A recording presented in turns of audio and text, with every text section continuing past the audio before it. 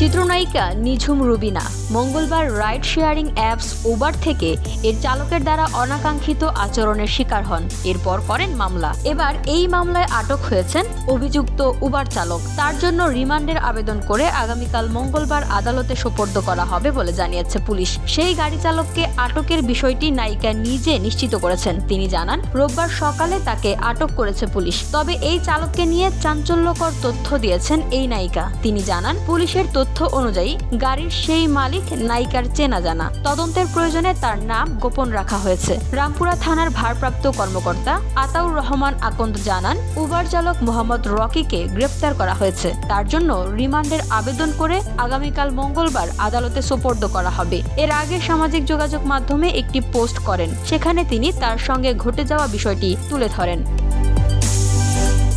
VOD Bangla news desk.